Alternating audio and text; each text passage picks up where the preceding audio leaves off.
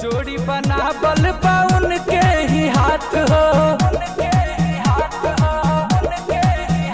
हो देख ली कोई बड़ी लागता डर हो, भीतर से कहाँ पे करे जा थर थर हो। माई के कृपा होई तो कोई कुछो न बिगाड़ी, दुआरा उनका चलाती है जिंदगी सवारी है।